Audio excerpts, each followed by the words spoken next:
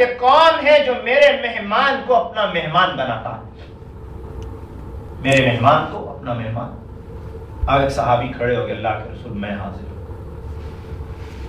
اب گھر لے چلے۔ بیوی سے کہا کہ اللہ کے رسول کا مہمان آیا۔ کہا بہت اچھا، لیکن فرمانے لگی کھانے کے لیے نہ تو تیرے لیے کچھ ہے نہ میرے لیے کچھ ہے، تھوڑا سا ہے وہ بھی بچوں کے لیے، اب جیسے تم کہو ویسے کر دے۔ کہا ٹھیک ہے، بچوں کو بہلا کر سلا دو اور یہ کھانا اللہ کے رسول کے مہمان کو کھلا دو۔ ابھی پردے کا حکم نہیں تھا اور عرب کا رواج تھا کہ کھانا اکٹھا کھاتے تھے۔ کہا پھر کیا ہوگا؟ کھانا تو ایک بندے کے لیے بھی ناکافی ہے اور ہم 3 ہیں، بچے تو سلا دو۔ کہا پھر ایک ترکیب کرتے ہیں، تم کھانا لا کے بعد میں رکھنا، پہلے یوں کرنا کہ دیا درست کرنے کے بہانے اس کو بجھا دینا اور پھر کھانا لا کے رکھ دینا، اور یوں کرنا منہ چباتے رہنا کہ ہم صرف منہ چبائیں گے اور اللہ کے نبی کا مہمان کھانا کھائیں گے۔ جو ہی ہوا،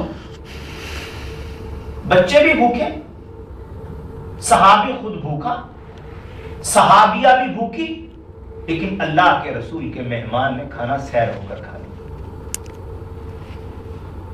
اور یہ سارا واقعہ اللہ کے نبی کو جبریل نے بذریعہ وحی بتا دیا کہ آج اللہ کے رسول آپ کے صحابی نے یہ عمل کیا، اور قرآن کی آیتیں اتر گئی، یؤثرون علی انفسہم ولو کان بہم خصاصہ،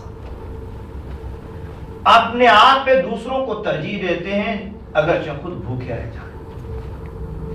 بتائیے آج تک کسی نے ایسا ایثار کیا؟ اور ایمان اتنا پختہ، تبھی تو اللہ نے فرمایا تھا نا کہ میں تمہارا ایمان تب قبول کروں گا کہ اگر صحابہ کے ایمان کے معیار پہ پورا اترتا ہوگا۔ کیسا ایمان؟ اللہ،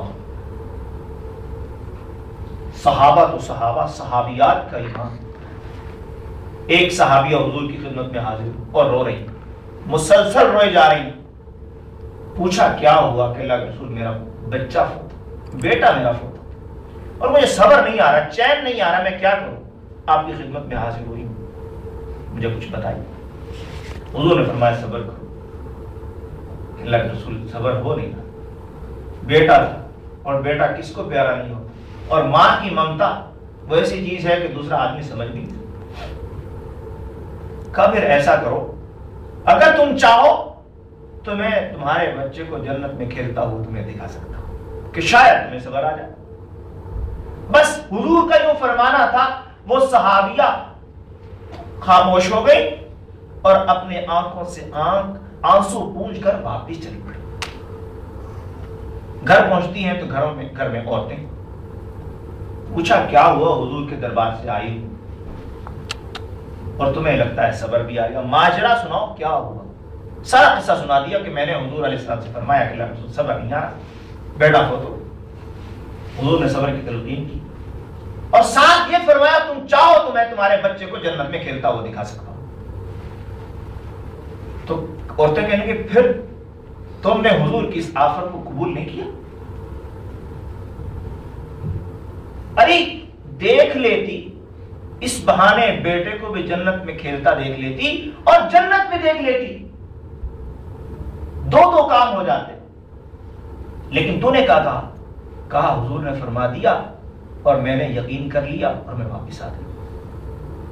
عورتیں کہنے لگی تم نے عجیب کام کیا۔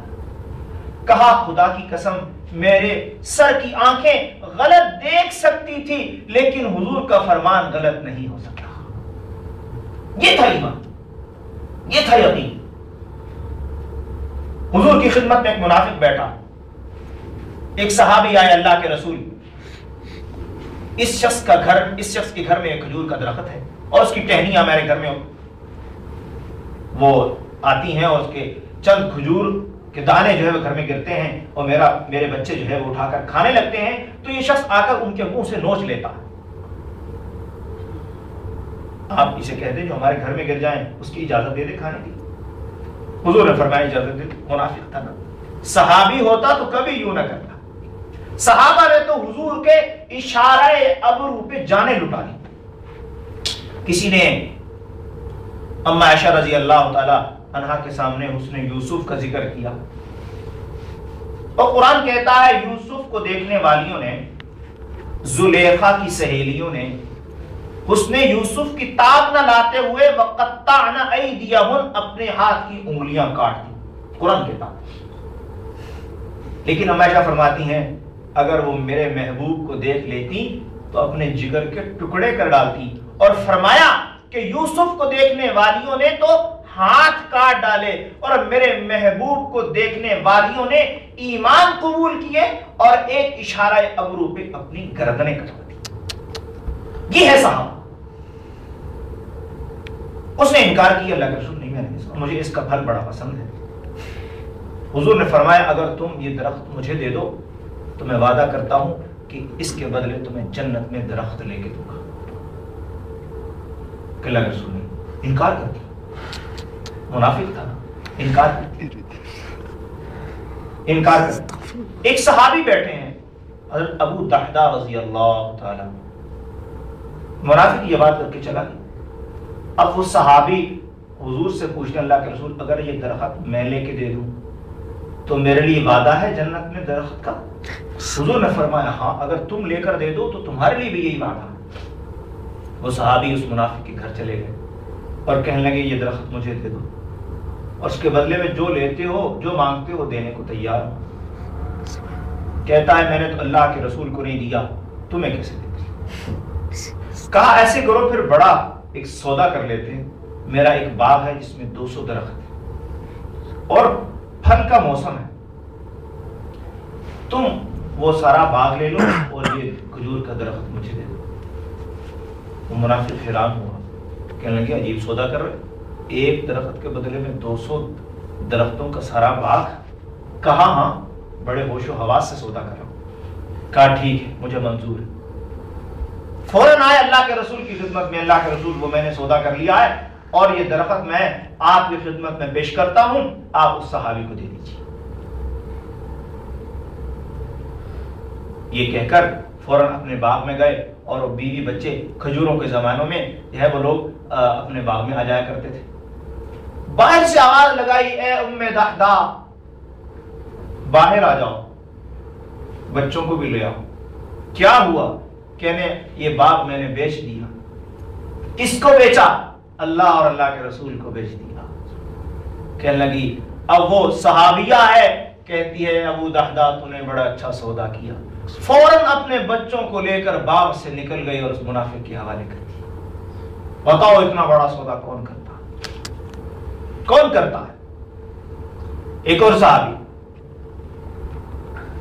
باغ بڑا پسند ہے، قرآن کی آیت اتر گئی لن تنالوا البر حتى تنفقوا مما تحبون، تم نیکی کے اس درجے کو ہرگز نہیں پہنچ سکتے جب تک کہ اپنی محبوب چیز اللہ کے راستے میں خرچ نہ کرو۔ صحابی آگے اللہ کے رسول میں نیکی کے اس درجے کو پہنچنا چاہتا ہوں، لیکن میرے نزدیک میری محبوب چیز وہ میرا باغ ہے، بڑا گھنا باغ ہے، ٹھنڈا اور میٹھا پانی بھی ہے، بڑی گھنی چھاؤں ہے اس کی، میں آپ کو دیتا ہوں، آپ جہاں چاہیں اس کو استعمال کریں۔